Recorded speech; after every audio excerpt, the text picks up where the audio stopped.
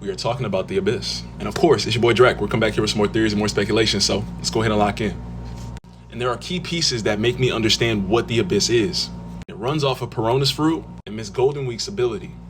And whenever it comes to Miss Goldenweek's ability, she used the ability of Color Trap, in which it derives of whatever color she wants to use and makes you have that certain personality.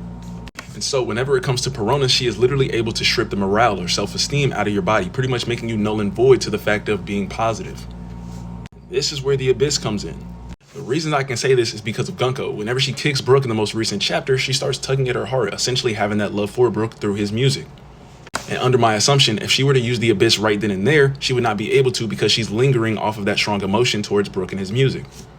But let's go back to Perona because, again, she's also known to have this ghost zone or ghost surveillance, and the fact of she pretty much brings out these ghosts and uses them as surveillance, and she can also use them telepathically. We know someone that is doing that telepathically with the Gorosei members, which is Imu. And of course, Perona's ghosts that she makes, they are intangible, and so the fact of they are not able to be hit and also to, again, be able to return back to the said point whenever they were created. This is very similar to how we see Saturn on Egghead, because as soon as Joy Boy's hockey wave comes out of Emmet Rope, literally he goes back to the said point where he already was, which was on the ship, and that's why we see him dying on the ship and everybody notices that he's dying. Which always comes back to the ploy of Imu being a Nekomata in the first place. But let's also talk Homaroga scarves, because they play a very key role within what I'm talking about. So as we see, whenever we see people that have bad intentions or bad emotions, their Homaroga scarf is black. However, whenever we see somebody that has positive emotions or nice intentions, their Homaroga scarf is going to be white, like Yamato, and of course Luffy. And so whenever it comes to the Abyss, they are not able to have emotions whenever they are in that state, in the sense of they're not able to use the Abyss if they are lingering onto a strong emotion.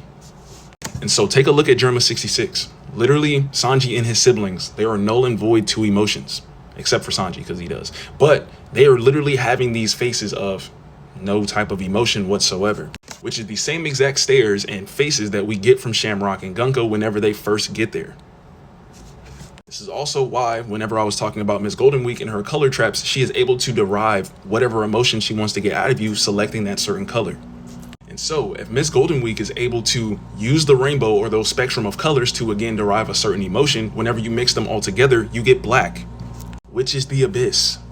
Quite literally, which they are null and void to emotions during this state. That is why they're able to use the Abyss. See, in Oda, I'm already seeing it, bro. Because again, all this took was a little bit of speculation to turn this into a theory. Message.